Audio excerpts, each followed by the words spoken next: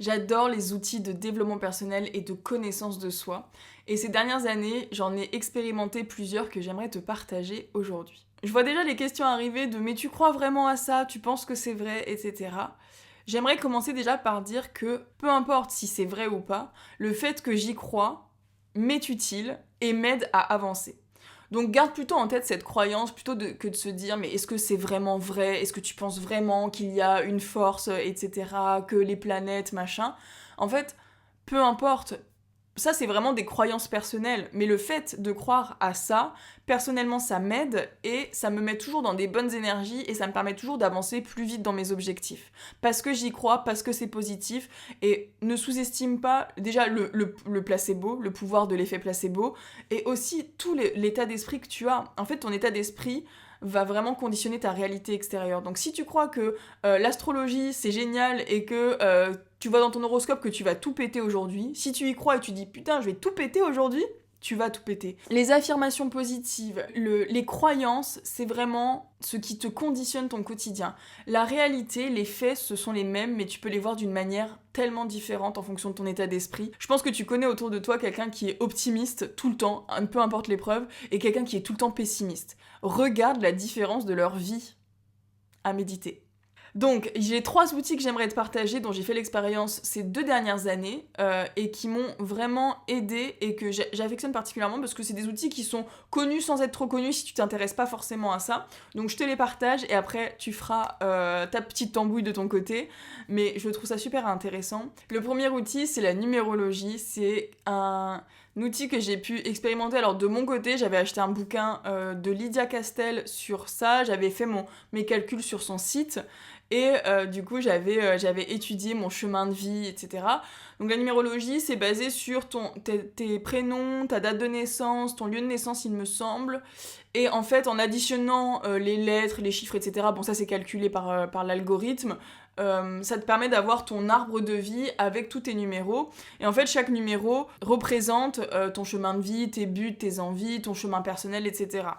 Et en fait, j'avais passé du temps à le faire, et mine de rien, quand j'avais lu la signification, alors pareil, les gens vont dire oui, c'est l'effet Barnum, tu peux toujours connecter à un truc, etc. Je suis complètement d'accord, et de toute façon, ton cerveau va sélectionner ce qu'il a envie de croire et de comprendre, ça c'est une évidence. Mais je sais que j'avais fait le mien, celui de ma mère et celui de ma sœur, et c'était bluffant parce que les 3 étaient différents, et les 3 étaient vraiment incroyablement justes, et sur les traits de personnalité, sur la manière de voir les choses, c'était assez bluffant.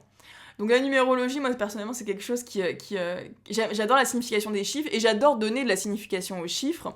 Donc par exemple, tous les jours quasiment, je vois l'heure 11h11. Alors après, vous allez me dire, bah oui, mais si tu regardes l'heure toutes les 5 minutes, évidemment que c'est plus logique. Après, chacun il met son interprétation, mais en tout cas, je sais que je vois souvent l'heure 11h11 et je crois en ça en fait, je crois en la numérologie. J'avais écouté le podcast justement de Lydia Castel qui parlait de ça et c'était assez intéressant ce qu'elle disait.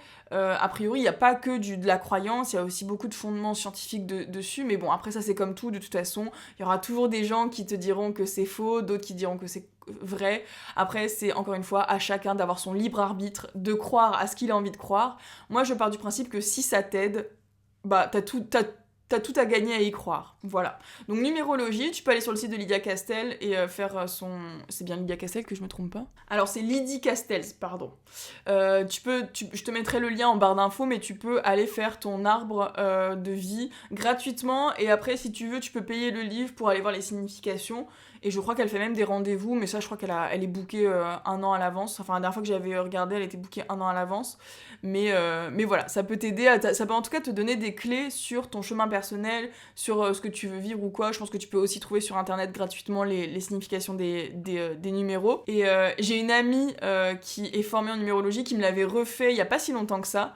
Et pareil, elle m'avait donné des significations qui sont assez justes sur le fait que bah voilà, j'avais soif d'apprendre, que j'étais dans l'aide et que j'étais quelqu'un qui allait aider les autres, etc. Bon après voilà, c'est sûr que de par mon métier et de par que je communique, je pense que ça se voit et ça se sent, mais en tout cas ça confirmait ça et je sais que je l'avais déjà vu et du coup bah personnellement quand j'ai des périodes de doute sur mon activité où je me dis bon est-ce que vraiment je suis faite pour ça, etc., je sais que ça me rappelle à ça et je me dis bah en fait en fait, si, déjà c'est ce qui m'anime, c'est ce que j'aime profondément, je pourrais rien faire d'autre. Et en plus, ma numérologie me le confirme. Donc ça me donne envie de me mettre en mouvement et d'y aller. C'est plus ça qu'il faut retenir. On s'en fout que ce soit vrai ou pas. C'est qu'est-ce que ça fait sur toi. Deuxième outil, et ça en découle de cette numérologie-là, puisqu'en fait j'avais mis une story sur mon compte Instagram en parlant de numérologie, et j'ai l'un d'entre vous qui m'avait répondu et qui m'avait parlé du thème astral, et du coup il était formé un peu en thème astral, et il m'a proposé de me faire mon thème astral. Donc j'ai eu l'opportunité de voir ça. Moi j'adore l'astrologie, je me revendique en tant que Sagittaire depuis toujours, j'ai toujours adoré mon signe astrologique, et c'est vraiment quelque chose que j'adore, et j'adore faire les blagues à mes proches qui se foutent de moi quand je leur parle de ça. Je leur dis oui, ça c'est bien un truc de Capricorne de toute façon.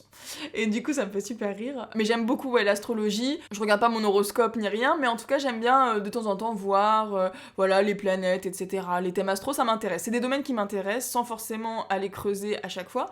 Mais du coup j'ai eu l'occasion de faire mon thème astral grâce à cette personne. Et pareil, la personne a vraiment pris le temps de me faire tout mon thème astral, de me faire des vocaux, etc. Donc j'ai vraiment eu un récap complet.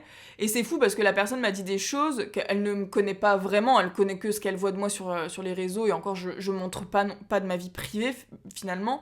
Donc c'était plutôt difficile pour elle de pointer juste sur certains points, et finalement en fait rien qu'avec l'interprétation de mon thème astral, elle a réussi à me dire des choses qui sont très justes et assez bluffantes, et, et pareil, ça m'a confirmé plein de choses, ça m'a aidé sur plein de points. Alors après, c'est quand même des outils qui sont très positifs, donc forcément, quand on te dit, bah voilà, toi t'as une destinée à faire ça, etc., ça te conditionne, mais bon, ça c'est encore une fois, c'est du mindset, c'est comment ça te conditionne à aller vers tes objectifs, à aller plus vite, etc.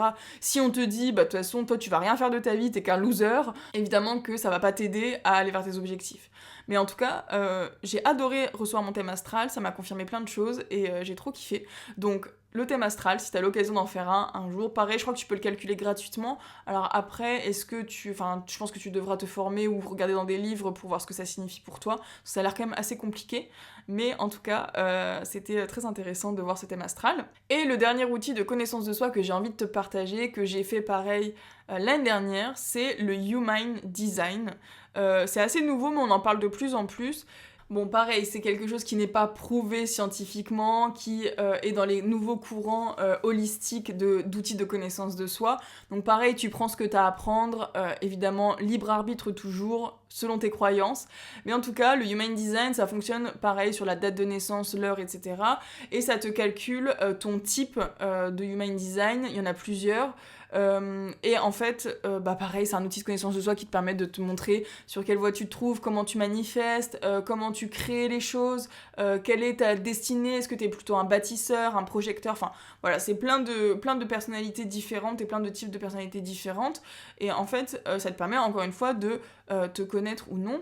Et en fait, dans tous les cas, peu importe que tu y crois ou non, ce sont vraiment des outils de connaissance de soi, puisque rien que le fait de te dire bah non, ça ne me correspond pas, bah c'est déjà en soi de la connaissance de soi, puisque tu vas te dire bah non, ça je le fais pas. Par exemple, si ton thème astral te dit oui, tu es quelqu'un de très patient qui va faire ça, tu vas dire bah non, je suis pas patient. Bah du coup, ça te permet aussi de te connaître et de te dire bah ouais, à quelle situation je fais référence quand je dis que je suis pas patient. En fait, ça te permet de confirmer ou d'infirmer ce que tu penses de toi, mais du coup de te questionner aussi sur ta personne, comment toi tu te vois, comment tu vois les choses.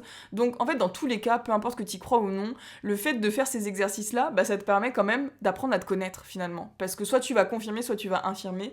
Et moi je le dirais toujours, mais pour moi la connaissance de soi c'est vraiment la base de tout. Quand tu te connais, quand tu apprends à introspecter et à savoir ce qui est bon pour toi, savoir ce que tu as envie de faire, vers quelle direction tu veux aller, bah ta vie elle est beaucoup plus alignée, beaucoup plus paisible, beaucoup plus claire, et ça te permet vraiment de focaliser ton énergie sur ce que tu souhaites et du coup d'être sur le long terme plus heureux, je pense. En tout cas c'est ma vision des choses, celle que j'ai. Dis-moi ce que t'en penses en commentaire. Est-ce que tu as d'autres outils de connaissance de soi que tu pourrais partager? Pour les résumer, du coup c'est numérologie, thème astral et human design. C'est les trois que j'ai découverts ces 2 dernières années, et et ça m'a vraiment aidé à mieux me connaître, et en tout cas avoir la foi en quelque chose qui m'aide à aller de l'avant et à atteindre plus facilement mes objectifs. Je sais que ça fonctionne sur moi, mais uniquement parce que j'y crois. C'est sûr que si tu n'y crois pas du tout, peut-être que ça t'aidera pas, ou alors ça t'aidera peut-être plus à y voir plus clair sur autre chose, mais en tout cas, voilà. J'espère que cette vidéo t'a aidé, que tu as découvert des choses, et je te dis à très vite pour de prochaines vidéos.